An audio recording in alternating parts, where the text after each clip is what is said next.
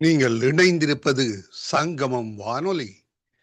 Destiny in Jesus Christ Tamil கிறிஸ்தவ வானொலி கனேடிய மண்ணிலிருந்து ஒலிபரப்பாகிறது.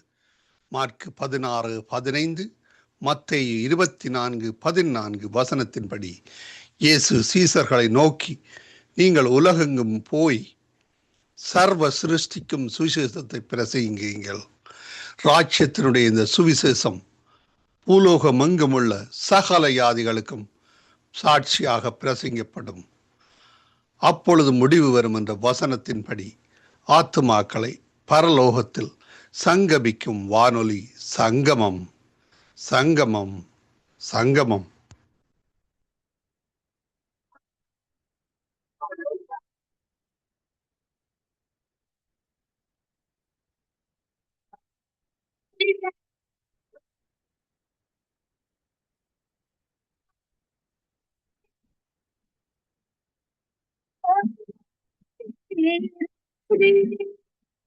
அந்த வார்த்தை வந்தானே, அந்த வார்த்தை வந்தானே,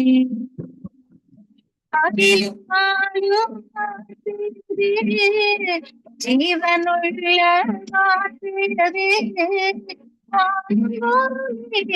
மாறினாலும் அகாத வார்த்தை தேவன் வார்த்தை, மாறினாலும் ஆகாத வார்த்தை தேவன் வார்த்தை.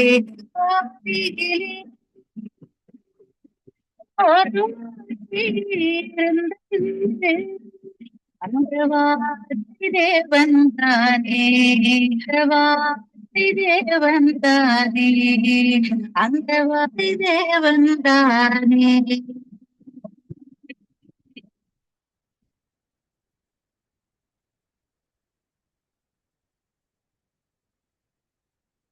யோசுவா 10ஆம் அதிகாரம். யோசுவா ஆயியை பிடித்து சங்காரம் பண்ணி எரிகோவுக்கும் அதன் ராஜாவுக்கும் செய்தபடி ஆயிக்கும் அதன் ராஜாவுக்கும் செய்ததையும், கிபியோனின் குடிகள் இஸ்ரவேலோடே சமாதானம் பண்ணி அவர்களுக்குள் வாசமாய் இருக்கிறதையும் எருசலேமின் ராஜாவாகிய அதோனி சேதேக் கேள்விப்பட்ட போது, கிபியோன் ராஜதானி பட்டணங்களில் ஒன்றை போல் பெரிய பட்டணமும் ஆயியை பார்க்கிலும் பெரிதுமாயிருந்தபடியினாலும் அதன் மனுஷர் எல்லாரும் பலசாலிகளாயிருந்தபடியினாலும் மிகவும் பயந்தார்கள். ஆகையால் எருசலேமின் ராஜாவாகிய அதோனி சேதேக் எபிரோனின் ராஜாவாகிய ஓகாமுக்கும் யர்மூத்தின் ராஜாவாகிய பீராமுக்கும் லாகீசின் ராஜாவாகிய எப்பியாவுக்கும் எக்லோனின் ராஜாவாகிய தெபீருக்கும் ஆள் அனுப்பி, நாங்கள் கிபியோனை சங்கரிக்கும்படி நீங்கள் என்னிடத்தில் வந்து எனக்கு துணை செய்யுங்கள். அவர்கள் யோசுவாவோடும் இஸ்ரவேல் புத்திரரோடும் சமாதானம் பண்ணினார்கள் என்று சொல்லி அனுப்பினான். அப்படியே எருசலேமின் ராஜா, எபிரோனின் ராஜா, யர்மூத்தின் ராஜா, லாகீசின் ராஜா, எக்லோனின் ராஜா என்கிற எமோரியரின் 5 ராஜாக்களும் கூடிக்கொண்டு அவர்களும் அவர்களுடைய எல்லா சேனைகளும் போய் கிபியோனுக்கு முன்பாக பாளையம் இறங்கி அதன் மேல் யுத்தம் பண்ணினார்கள்.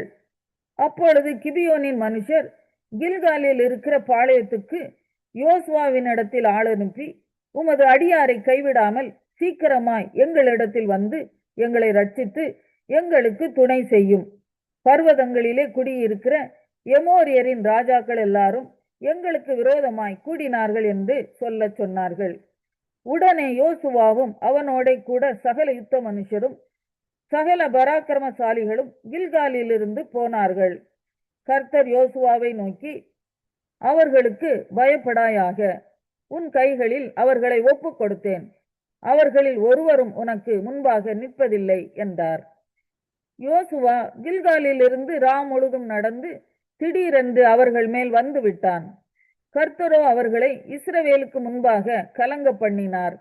ஆகையால் அவர்களை கிபியோனிலே மகா சங்காரமாக மடங்கடித்து பெத்தரோனுக்கு போகிற வழியிலே துரத்தி அசேக்கா மட்டும் மக்கேதா மட்டும் முறிய அடித்தார்கள்.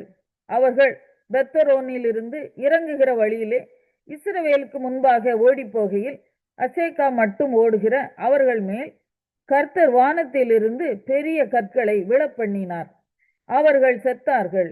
இஸ்ரவேல் புத்திரர் பட்டயத்தால் கொண்டவர்களை பார்க்கிலும் கல் மழையினால் செத்தவர்கள் அதிகமாய் இருந்தார்கள். கர்த்தர் எமோரியரை இஸ்ரவேல் புத்திரருக்கு முன்பாக ஒப்புக் கொடுக்கிற அந்நாளிலே யோசுவா கர்த்தரை நோக்கி பேசி, பின்பு இஸ்ரவேலின் கண்களுக்கு முன்பாக, சூரியனே நீ கிபியோன் மேலும், சந்திரனே நீ ஆயலோன் பள்ளத்தாக்கின் மேலும் தரித்து நில்லுங்கள் என்றான். அப்பொழுது ஜனங்கள் தங்கள் சத்துருக்களுக்கு நீதியை சரிக்கட்டும் மட்டும் சூரியன் தரித்தது, சந்திரனும் நின்றது. இது யாசேரின் புஸ்தகத்தில் எழுதி இருக்கவில்லையா? அப்படியே சூரியன் அஸ்தமிக்க தீவிரிக்காமல் ஏறக்குறைய ஒரு பகல் முழுதும் நடுவானத்தில் நின்றது. இப்படி கர்த்தர் ஒரு மனிதனுடைய சொல் கேட்ட அந்நாளையொத்த நாள் அதற்கு முன்னுமில்லை அதற்கு பின்னுமில்லை. கர்த்தர் இஸ்ரவேலுக்காக யுத்தம் பண்ணினார். பின்பு யோசுவா இஸ்ரவேல் அனைத்தோடும் கூட கில்காலில் இருக்கிற பாளையத்துக்கு திரும்பினான். அந்த 5 ராஜாக்களும் ஓடி போய் மக்கதாவில் இருக்கிற ஒரு கெபியில் ஒளித்து கொண்டார்கள். 5 ராஜாக்களும் மக்கதாவில் இருக்கிற ஒரு கெபியில் ஒளித்திருந்து அகப்பட்டார்கள் என்று யோசுவாவுக்கு அறிவிக்கப்பட்டது. அப்பொழுது யோசுவா பெரிய கற்களை கெபியின் வாயிலே புரட்டி அவ்விடத்தில் அவர்களை காவல் காக்க மனுஷரை வையுங்கள், நீங்களோ நில்லாமல் உங்கள் சத்துருக்களை துரத்தி அவர்களுடைய பின் படைகளை வெட்டி போடுங்கள், அவர்களை தங்கள் பட்டணங்களிலே பிரவேசிக்க ஒட்டாதிருங்கள், உங்கள் தேவனாகிய கர்த்தர் அவர்களை உங்கள் கையில் ஒப்பு கொடுத்தார் என்றான். யோசுவாவும் இஸ்ரவேல் புத்திரரும் அவர்களை மகா பெரிய சங்காரமாய் அவர்கள் அழியும் அளவும் சங்கரித்தார்கள். அவர்களில் மீதியானவர்கள் அரணான பட்டணங்களுக்குள் புகுந்தார்கள். ஜனங்கள் எல்லாரும் சுகமாய் மக்கதாவில் இருக்கிற பாளையத்திலே யோசுவாவின் இடத்திற்கு திரும்பி வந்தார்கள். இஸ்ரவேல் புத்திரருக்கு விரோதமாக ஒருவனும் தன் நாவை அசைக்கவில்லை. அப்பொழுது யோசுவா கெபியின் வாயை திறந்து அந்த 5 ராஜாக்களையும் அந்த கெபியிலிருந்து என்னிடத்திற்கு வெளியே கொண்டு வாருங்கள் என்றான். அவர்கள் அப்படியே செய்து எருசலேமின் ராஜாவும் எபிரோனின் ராஜாவும் யர்மூத்தின் ராஜாவும் லாகீசின் ராஜாவும் எக்லோனின் ராஜாவும் ஆகிய அந்த 5 ராஜாக்களையும் அந்த கெபியிலிருந்து அவனிடத்திற்கு வெளியே கொண்டு வந்தார்கள். அவர்களை யோசுவாவின் இடத்திற்கு கொண்டு வந்தபோது யோசுவா இஸ்ரவேல் மனுஷரை எல்லாம் அழைப்பித்து தன்னோட கூட வந்த யுத்த மனுஷரின் அதிபதிகளை நோக்கி, நீங்கள் கிட்ட வந்து உங்கள் கால்களை இந்த ராஜாக்களுடைய கழுத்துகளின் மேல் வையுங்கள் என்றான். அவர்கள் கிட்ட வந்து தங்கள் கால்களை அவர்கள் கழுத்துகளின் மேல் வைத்தார்கள். அப்பொழுது யோசுவா அவர்களை நோக்கி, நீங்கள் பயப்படாமலும் கலங்காமலும் பலத்து திடமனதாய் இருங்கள், நீங்கள் யுத்தம் பண்ணும் உங்கள் சத்துருக்களுக்கெல்லாம் கர்த்தர் இப்படியே செய்வார் என்றான். அதற்கு பின்பு யோசுவா அவர்களை வெட்டி கொன்று 5 மரங்களிலே தூக்கி போட்டான். சாயங்காலம் மட்டும் மரங்களில் தொங்கினார்கள். சூரியன் அஸ்தமிக்கிற வேளையிலே யோசுவா அவர்களை மரங்களில் இருந்து இறக்க கட்டளையிட்டான். அவர்கள் ஒளித்து கொண்டிருந்த கெபியிலே அவர்களை போட்டு இந்நாள் வரைக்கும் இருக்கிறபடி பெரிய கற்களை கெபியின் வாயிலே அடைத்தார்கள். அந்நாளிலே யோசுவா மக்கெதாவை பிடித்து அதை பட்டய கருக்கினால் அழித்து அதன் ராஜாவையும் அதில் உள்ள மனுஷராகிய சகல நரஜீவன்களையும் ஒருவரையும் மீதியாக வைக்காமல் சங்காரம் பண்ணி எரிகோவின் ராஜாவுக்கு செய்தது போல மக்கெதாவின் ராஜாவுக்கும் செய்தான். மக்கெதாவிலிருந்து யோசுவா இஸ்ரவேலர் அனைவரோடும் கூட லிப்னாவுக்கு புறப்பட்டு லிப்னாவின் மேல் யுத்தம் பண்ணினான். கர்த்தர் அதையும் அதன் ராஜாவையும் இஸ்ரவேலின் கையில் ஒப்பு கொடுத்தார். அதையும் அதில் உள்ள சகல நரஜீவன்களையும் ஒருவரையும் அதிலே மீதியாக வைக்காமல் பட்டய கருக்கினால் அழித்து எரிகோவின் ராஜாவுக்கு செய்தது போல அதன் ராஜாவுக்கும் செய்தான். லிப்னாவில் இருந்து யோசுவா இஸ்ரவேல் அனைத்தோடும் கூட லாகீசுக்கு புறப்பட்டு அதற்கு எதிரே பாளையம் இறங்கி அதன் மேல் யுத்தம் பண்ணினான். கர்த்தர் லாகீஸை இஸ்ரவேலின் கையில் ஒப்பு கொடுத்தார். அதை 2ஆம் நாளிலே பிடித்து லிப்னாவுக்கு செய்தது போல அதையும் அதில் உள்ள எல்லா நரஜீவன்களையும் பட்டய கருக்கினால் அழித்தான். அப்பொழுது கேசேரின் ராஜாவாகிய ஓராம் லாகீசுக்கு துணை செய்யும்படி வந்தான். யோசுவா அவனையும் அவன் ஜனத்தையும் ஒருவனும் மீதியாயிராதபடி வெட்டி போட்டான்.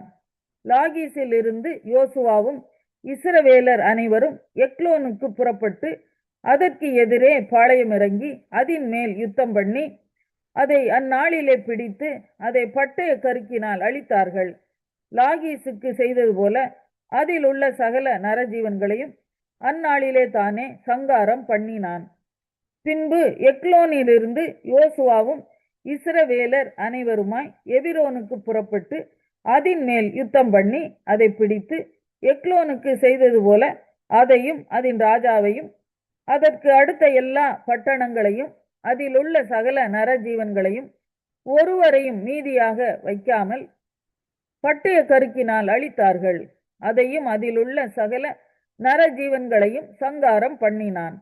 பின்பு யோசுவா இஸ்ரவேலர் அனைவரோடும் கூட தெபீருக்கு திரும்பி போய் அதன் மேல் யுத்தம் பண்ணி அதையும் அதன் ராஜாவையும் அதை சேர்ந்த எல்லா பட்டணங்களையும் பிடித்தான். அவைகளை பட்டய கருக்கினால் அழித்து அதில் உள்ள நரஜீவன்களை எல்லாம் ஒருவரையும் மீதியாக வைக்காமல் சங்காரம் பண்ணினார்கள். எபிரோனுக்கும் லிப்னாவுக்கும் அவைகளின் ராஜாவுக்கும் செய்தது போல தெபீருக்கும் அதன் ராஜாவுக்கும் செய்தான். இப்படியே யோசுவா மலை தேசம் அனைத்தையும் தென் தேசத்தையும் சமபூமியையும் நீர்ப்பாய்ச்சலான இடங்களையும் அவைகளின் எல்லா ராஜாக்களையும் ஒருவரையும் மீதியாக வைக்காமல் அழித்து இஸ்ரவேலின் தேவனாகிய கர்த்தர் கட்டளையிட்டபடியே சுவாசமுள்ள எல்லாவற்றையும் சங்காரம் பண்ணி காதேஸ் பர்னேயா துவக்கி காத்சா மட்டும் இருக்கிறதையும் கிபியோன் மட்டும் இருக்கிற கோசேன் தேசம் அனைத்தையும் அழித்தான். அந்த ராஜாக்கள் எல்லாரையும் அவர்கள் தேசத்தையும் யோசுவா ஒருமிக்க பிடித்தான். இஸ்ரவேலின் தேவனாகிய கர்த்தர் இஸ்ரவேலுக்காக யுத்தம் பண்ணினார். பின்பு யோசுவா இஸ்ரவேல் அனைத்தோடும் கூட ஏசாயா 14ஆம் அதிகாரம். கர்த்தர் யாக்கோபுக்கு இறங்கி பின்னும் இஸ்ரவேலரை தெரிந்து கொண்டு அவர்களை அவர்கள் தேசத்திலே தாபரிக்க பண்ணுவார். அந்நியரும் அவர்களோட சேர்க்கையாகி யாக்கோபின் வம்சத்தோடே கூடிக்கொள்வார்கள். ஜனங்கள் அவர்களை அழைத்து கொண்டு போய் அவர்கள் ஸ்தானத்தில் விடுவார்கள். இஸ்ரவேல் வம்சத்தார் கர்த்தருடைய தேசத்திலே அவர்களை வேலைக்காரராகவும் வேலைக்காரிகளாகவும் கையாண்டு தங்களை சிறையாக்கினவர்களை சிறையாக்கி தங்களை ஒடுக்கினவர்களை ஆளுவார்கள். கர்த்தர் உன் துக்கத்தையும் உன் தத்தளிப்பையும் நீ அடிமையாக்கப்பட்டிருந்த கடினமான அடிமைத்தனத்தையும் நீக்கி உன்னை இளைப்பார பண்ணும் அக்காலத்திலே நீ பாபிலோன் ராஜாவின் மேல் சொல்லும் வாக்கியமாவது, ஒடுக்கினவன் ஒளிந்து போனானே, பொன்னகரி ஒளிந்து போயிட்டே. கர்த்தர் துஷ்டரின் தண்டாயுதத்தையும் அரசாண்டவர்களின் செங்கோலையும் முறித்து போட்டார். உக்கிரம் கொண்டு ஓயாத அடியாய் ஜனங்களை அடித்து கோபமாய் ஜாதிகளை அரசாண்டவன் தடுப்பார் இல்லாமல் துன்பப்படுத்தப்படுகிறான். பூமி முழுதும் இளைப்பாரி அமைந்திருக்கிறது, கம்பீரமாய் முழங்குகிறார்கள். தேவதாரு விருட்சங்களும் லீபனோனின் கேதுருக்களும் உன் நிமித்தம் சந்தோஷப்பட்டு நீ விழுந்து கிடந்தது முதற்கொண்டு எங்களை வெட்ட வருவார் ஒருவரும் இல்லை என்று சொல்லுகிறது. கீழே இருக்கிற பாதாளம் உன் நிமித்தம் அதிர்ந்து உன் வருகைக்கு எதிர்கொண்டு பூமியில் அதிபதிகளாய் இருந்து செத்த ராட்சிதர் யாவரையும் உன் நிமித்தம் எழுப்பி ஜாதிகளுடைய எல்லா ராஜாக்களையும் அவர்களுடைய சிங்காசனங்களிலிருந்து எழுந்திருக்க பண்ணுகிறது. அவர்கள் எல்லாரும் உன்னை நோக்கி, நீயும் எங்களைப் போல வலட்சியமானாயோ, எங்களுக்கு சமமானாயோ என்று சொல்லுவார்கள். உன் ஆடம்பரமும் உன் வாத்தியங்களின் முழக்கமும் பாதாளத்தில் தள்ளுண்டு போயிற்று. புழுக்களே உன் படுக்கை, பூச்சிகளே உன் போர்வை. அதிகாலையின் மகனாகிய விடிவெளியே, நீ வானத்திலிருந்து விழுந்தாயே. ஜாதிகளை ஈனப்படுத்தினவனே, நீ தரையிலே விழ வெட்டப்பட்டாயே. நான் வானத்துக்கு ஏறுவேன், தேவனுடைய நட்சத்திரங்களுக்கு மேலாக என் சிங்காசனத்தை உயர்த்துவேன். வட புறங்களில் உள்ள ஆராதனை கூட்டத்தின் பர்வதத்திலே வீற்றிருப்பேன் என்றும், நான் மேகங்களுக்கு மேலாக உன்னதங்களில் ஏறுவேன், உன்னதமானவருக்கு ஒப்பாவேன் என்றும் நீ உன் இருதயத்தில் சொன்னாயே. ஆனாலும் நீ அகாதமான பாதாளத்திலே தள்ளுண்டு போனாய். உன்னை காண்கிறவர்கள் உன்னை உற்று பார்த்து உன்னை குறித்து சிந்தித்து, இவன் தானா பூமியை தத்தளிக்கவும் ராஜ்யங்களை அதிரவும் செய்து உலகத்தை வனாந்தரமாக்கி அதன் நகரங்களை அழித்து சிறைப்பட்டவர்களை தங்கள் வீடுகளுக்கு போக விடாமல் இருந்தவன் என்பார்கள். ஜாதிகளுடைய சகல ராஜாக்களும் அவரவர் தங்கள் அறையிலே மகிமையோட கிடத்தப்பட்டு இருக்கிறார்கள். நீயோ அழுகி போன கிளையைப் போலவும் பட்டய குத்தால் கொலையுண்டவர்களின் உடுப்பை போலவும் ஒரு குழியின் கற்களுக்குள்ளே கிடக்கிறவர்களைப் போலவும் காலால் மிதிக்கப்பட்ட பிணத்தை போலவும் உன் கல்லறைக்கு புறம்பாய் எரிந்து விடப்பட்டாய். நீ அவர்களோட அடக்கம் பண்ணப்படுவதில்லை. நீ உன் தேசத்தை கெடுத்து உன் ஜனத்தை கொண்டு போட்டாய். தீமை செய்கிறவர்களுடைய சந்ததி ஒருபோதும் பேர் பெறுவதில்லை. அவன் புத்திரர் எழும்பி தேசத்தை சுதந்திரித்துக் கொண்டு உலகத்தை பட்டணங்களால் நிரப்பாதபடிக்கு அவர்கள் பிதாக்களுடைய அக்கிரமத்தை நிமித்தம் அவர்களை கொலை செய்ய ஆயத்தம் பண்ணுங்கள். நான் அவர்களுக்கு விரோதமாய் எழும்புவேன் என்று சேனைகளின் கர்த்தர் சொல்லுகிறார். பாபிலோனுடைய பேரையும் அதில் மீந்திருக்கிறதையும் புத்திரனையும் பௌத்திரனையும் சங்கரிப்பேன் என்று கர்த்தர் சொல்லுகிறார். அதை முள்ளம் பன்றிகளுக்கு சுதந்திரமும் தண்ணீர் நிற்கும் பள்ளங்களுமாக்கி அதை சங்காரம் என்னும் துடைப்பத்தினால் பெருக்கி விடுவேன் என்று சேனைகளின் கர்த்தர் சொல்லுகிறார். நான் நினைத்திருக்கிறபடியே நடக்கும், நான் நிர்ணயித்தபடியே நிலை நிற்கும் என்று சேனைகளின் கர்த்தர் ஆணையிட்டு சொன்னார். அசீரியனை என் தேசத்திலே முறித்து என் மலைகளின் மேல் அவனை மிதித்து போடுவேன். அப்பொழுது அவனுடைய நுகம் அவர்கள் மேலிருந்து விலகி அவனுடைய சுமை அவர்கள் தோளில் இருந்து நீங்கும். தேசம் அனைத்தின் மேலும் நிர்ணயிக்கப்பட்ட யோசனை இதுவே, சகல ஜாதிகள் மேலும் நீட்டப்பட்டு இருக்கிற கையும் இதுவே என்றார். சேனைகளின் கர்த்தர் இப்படி நிர்ணயித்திருக்கிறார். யார் அதை வியர்த்தமாக்குவான்? அவருடைய கை நீட்டப்பட்டு இருக்கிறது, யார் அதை திருப்புவான்?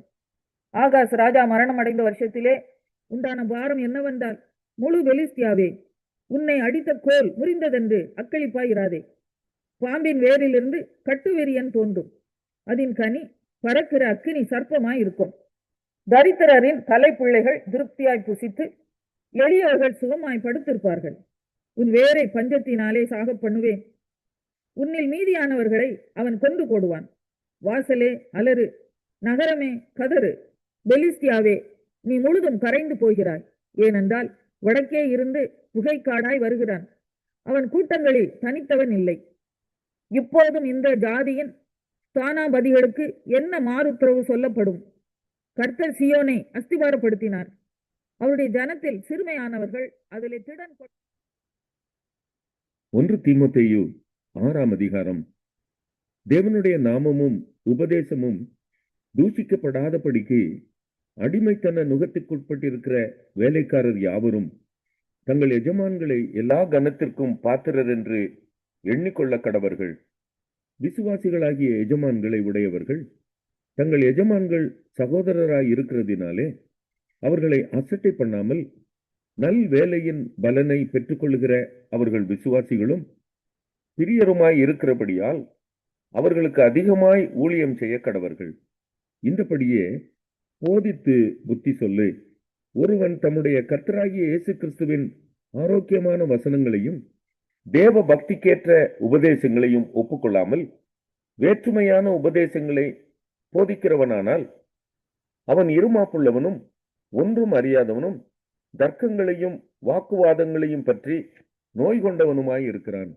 அவைகளாலே பொறாமையும் சண்டையும் தூஷணங்களும் பொல்லாத சம்சயங்களும் உண்டாகி கெட்ட சிந்தையுள்ளவர்களும் சத்தியமில்லாதவர்களும் தேவ பக்தியை ஆதாய தொழில் என்று எண்ணுகிறவர்களுமாயிருக்கிற மனுஷர்களால் உண்டாகும் மாறுபாடான தர்க்கங்களும் பிறக்கும். இப்படிப்பட்டவர்களை விட்டு விலகு. போதும் என்கிற மனதுடனே கூடிய தேவ பக்தியே மிகுந்த ஆதாயம். உலகத்திலே நாம் ஒன்றும் கொண்டு வந்ததும் இல்லை, இதிலிருந்து நாம் ஒன்றும் கொண்டு போவதும் இல்லை என்பது நிச்சயம். உண்ணவும் உடுக்கவும் நமக்கு உண்டாயிருந்தால் அது போதும் என்றிருக்க கடவோம். ஐஸ்வர்யவான்களாக விரும்புகிறவர்கள் சோதனையிலும் கண்ணியிலும் மனுஷரை கேட்டிலும் அழிவிலும் அமிழ்த்துகிற மதிகேடும் சேதமுமான பலவித இச்சைகளிலும் விழுகிறார்கள். பண ஆசை எல்லா தீமைக்கும் வேறாயிருக்கிறது. சிலர் அதை இச்சித்து விசுவாசத்தை விட்டு வழுவி அநேக வேதனைகளாலே தங்களை உருவ குத்தி கொண்டிருக்கிறார்கள். நீயோ தேவனுடைய மனுஷனே, இவைகளை விட்டு ஓடி நீதியையும் தேவ பக்தியையும் விசுவாசத்தையும் அன்பையும் பொறுமையையும் சாந்த குணத்தையும் அடையும்படி நாடு. விசுவாசத்தின் நல்ல போராட்டத்தை போராடு. நித்திய ஜீவனை பற்றிக்கொள். அதற்காகவே நீ அழைக்கப்பட்டாய். அநேக சாட்சிகளுக்கு முன்பாக நல்ல அறிக்கை பண்ணினவனுமாய் இருக்கிறாய். நம்முடைய கர்த்தராகிய இயேசு கிறிஸ்து பிரசன்னமாகும் வரைக்கும் நீ இந்த கற்பனையை மாசில்லாமலும் குற்றமில்லாமலும் கை கொள்ளும்படிக்கு எல்லாவற்றையும் உயிரோடு இருக்க செய்கிற தேவனுடைய சன்னிதானத்திலேயும் பொந்தியு பிலாத்துவின் முன்னின்று நல்ல அறிக்கையை சாட்சியாக விளங்க பண்ணின கிறிஸ்து இயேசுவினுடைய சன்னிதானத்திலேயும் உனக்கு கட்டளையிடுகிறேன். அந்த பிரசன்னமாகுதலை தேவன் தம்முடைய காலங்களில் வெளிப்படுத்துவார். அவரே நித்தியானந்தமுள்ள ஏக சக்கராதிபதியும் ராஜாதி ராஜாவும் கர்த்தாதி கர்த்தாவும் ஒருவராய் சாவாமை உள்ளவரும் சேரக்கூடாத ஒளியில் வாசம் பண்ணுகிறவரும் மனுஷரில் ஒருவரும் கண்டிராதவரும் காணக்கூடாதவருமாய் இருக்கிறவர், அவருக்கே கனமும் நித்திய வல்லமையும் உண்டாயிருப்பதாக. ஆமேன்.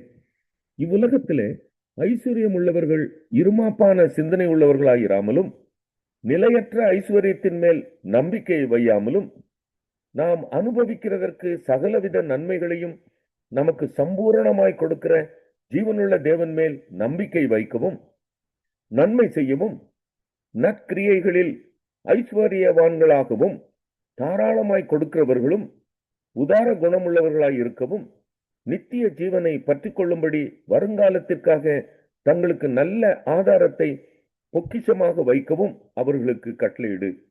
ஓ தீமோத்தேயுவே, உன்னிடத்தில் ஒப்புவிக்கப்பட்டதை நீ காத்து கொண்டு சீர்கேடான வீண் பேச்சுகளுக்கும் ஞானம் என்று பொய்யாய் பெயர் பெற்றிருக்கிற கொள்கையின் விபரீதங்களுக்கும் விலகு. சிலர் அதை பாராட்டி விசுவாசத்தை விட்டு வழுவி போனார்கள். கிருபையானது